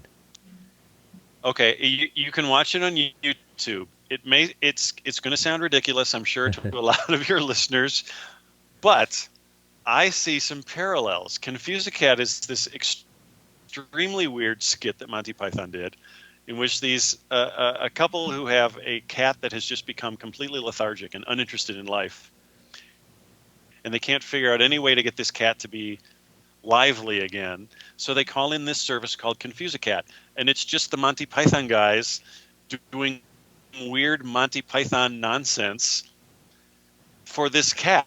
Their audience is the cat, and after they go through all this nonsense, the cat gets up and sort of shakes itself off and prances away, and the couple are thrilled because their cat has been cured by Confuse a Cat. I think there's a parallel there. We are the cat, and you are the Confuse a Cat squad. It's like they've been sent to give us this like mental kick in the pants to sort of jar us into thinking differently, into seeing things differently, into maybe believing things differently. And that was something that was prevalent in Hynek's thought as well. Sometimes he would say, when people would ask him, well, what do you think it is? Is it spaceships from another planet? And he would say something like, well, I don't know what it is, but I think that it may be something completely new in human existence. It may be a whole new part of nature that we have been completely blind to up until now. Wow. He did that kind of speculative thinking. So in my mind, what he's saying there is kind of similar to my Confuse a Cat analogy, that somebody or something is trying to kind of keep us off balance, to kind of trying to keep us, a little bit in the dark, just enough so that we keep trying to find more answers. Huh. I don't know if that makes sense to anybody, but that's the kind of thinking I've developed over the course of writing this book. Wow, that is really interesting. And I wonder too, I've said a number of times in the show that, perhaps what's going on is something that we can't even think of, or have not even thought of yet. We think of extraterrestrial, we think of interdimensional, time travel, you name it, but maybe it's something else entirely. Who knows? Yeah, and Hynek had a really interesting comment in 1975. He and Jacques Vallée published a book called The Edge of Reality, also a fantastic read that I would recommend to anybody. And the book, a lot of the book takes the form of conversations between Dr. Hynek and Dr. Vallée. And they talk a lot about, they speculate a lot in this book about the true nature of the UFO phenomenon. It's a lot of very open-minded thinking. It won't appeal to some people, but it appeals to me. But there's one point at which Hynek starts, he's talking about Carl Sagan and how Carl Sagan was always throwing a wet blanket on UFO research. Well, and Dr. Hynek says, well, but what does Sagan know? He goes, none of us knows how fast thought can travel. Because Sagan would say, he would say, well, look at the speed of light. We know that nobody can go faster than the speed of light, so that makes interstellar travel essentially impossible. So Hynek comes back and says, well, what if it's not physical? What if it's how fast thought can travel? We don't know if thought's top speed is constrained by the speed of light. The speed of thought could be infinitely higher. And what if the UFO phenomenon is, as we've been discussing here tonight, it is partially a psychic phenomenon? What if it's some sort of thought projection from some other place? We don't know, but it's something that is possible. So, again, just this really interesting, expansive kind of thinking that Hynek was getting into late in life. I just found it incredibly fascinating, and I think he's got a point. We don't know how fast thought travels. So how do we know that this isn't just all a thought process that we are sharing with another intelligence? How about that? It goes back to the phrase you said earlier on the coin case, and that is when the guy said, I know what I saw, and I was going to ask you too, if you ever had a sighting. I had a sighting, and for me to think that it was something to do with thought, instead of actually what appeared to be in front of my eyes, that would be a really hard pill to swallow. Have you had a sighting? I wish I could say that I have. I've seen a few things that I thought at first were UFOs, but when I thought about them later, I realized they were probably Chinese lanterns. So I would say no, I haven't. And as to what you were saying about your own encounter and this idea that it might just be a psychological event, here's part of Hynek's thinking that went behind that. He would compare the UFO phenomenon to the nature of light. Light is something that modern physics can't really get a grip on, because at times light behaves like a wave, and at other times light behaves like a solid particle. And we know from science tells us that it can't be both, and yet it does seem to be both. It seems to sort of change its very nature depending on how it's observed and how it's analyzed, and it's something that simply has not been explained yet. So Hynek would say UFOs are very, very similar. In some instances, they seem to have physical characteristics. They can be seen, they can be photographed, they can be tracked on radar, they can be shot at, you can throw a rock at it, They do seem to have a physical presence, and yet that very same UFO can turn around and behave like something that has no physical presence at all, because when the event is over, the UFO seems to simply dematerialize or disappear into a pinpoint of light. So that was kind of Hynek's thinking, was that, the UFO phenomenon itself has that duality to it, just like the nature of light. So that was kind of how he worked his way into that kind of thinking. Wow, isn't that something? Yeah. I feel like I'm really pushing you here, Martin. No. I love hearing all different aspects, and to hear what he actually thought about it, is really fascinating. And I bet it was really an exciting book for you to write. Excuse me. Yeah, it was. I learned a lot. I changed a lot. A lot of my attitudes changed. And can I just share one story? You haven't asked about this, but while I'm thinking about sort of what you just said about how much fun it was writing this book, another really nice discovery I made about Dr. Hynek came when I started looking through his files at Northwestern University, and he got a lot of correspondence from people all around the world who would write to him and say, I would like to, Well, some people would say, can you please send me more information about UFOs? You've gotten me really interested and I want to learn more. Some people would write to him and say, I had a really unusual UFO event. I would love to tell you about it. Some people would write to him and actually say things like, hey, I have an idea for a perpetual motion machine. Can I tell you about my new theory of reality? They would get all kinds of very, very long. For email, a lot of these letters were handwritten, and they would go on for people describing their experiences or sharing their thoughts with Dr. Hynek. And I would look at these letters, and I would get exhausted reading them. I think, oh my God, I don't know how I would respond to this. I don't know if I'd be able to respond to this. Well, guess what? You keep looking through these files, and you start to see the letters that Dr. Hynek wrote back to these people. And sometimes his assistant, Bill Powers, would take care of the correspondence for him. But whether it was Dr. Hynek or Bill Powers who wrote the letter, the tone of these letters they wrote back to people was uniformly a tone of respect and curiosity and thoughtfulness. It didn't matter how off the wall a person's thought or story would be, Hynek and Powers would always write back to that person and say, hey, I really found your letter interesting. I have some things I want to ask you about it. You know, this thing you mentioned on page 2, can you be more specific? They would treat all these people who wrote to them with just undying respect. And I was so impressed by that. And when I had a chance to interview Bill Powers shortly before he passed away, I brought that up. How did you do it? I said, I would never have been able to have the patience. How did you and Dr. Hynek keep writing back those wonderful letters to these people? And Bill just said, you know, he said, Alan and I both just thought that if a person has an idea to share or a story to tell, they deserve to be listened to. Wow. And that was it. That was their secret That's formula. Very and nice. I thought, wow, it's so simple and yet it's so powerful. And so that was kind of how I tried to approach things as I wrote the book. I tried to keep that same attitude and approach about my work.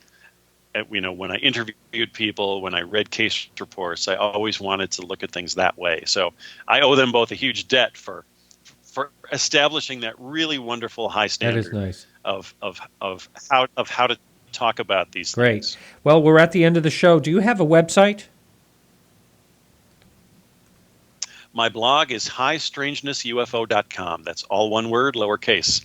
Highstrangenessufo.com. Well, of course. That's a very good blog, by the way. I really encourage. I forgot that was your blog. Yes, it's very good. So thanks so much. Well, and can I just say really quickly? I just started yesterday, and I'm going to continue this over the coming weeks. There were several parts to the book that had to be edited out for space, and my publisher has given me the go-ahead to put that material up on my blog. Oh, so great. if you follow along on the blog, you'll hear some good stories about Hynek that didn't make it into excellent. the book. Okay, Mark. Well, thanks so much. Really appreciate it. It was a lot of fun. Thank All right. you. It's been a blast, Martin, as always. All right. Thank Take you. care. Good night. All right, everyone. So thank you so much for hanging in. You're either supporting the show or you're listening live or on the Dark Matter Digital Network.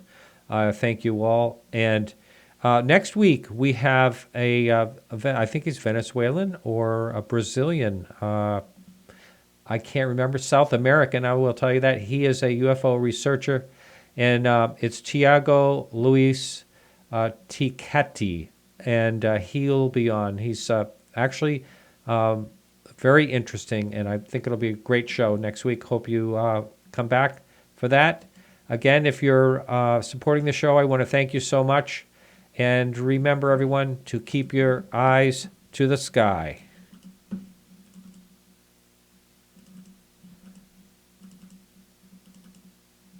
And my music's not playing, so let me see. That's it. So everyone, thanks so much. I'll have to figure out what's going on with that and fix it by next week. All right, talk to you later.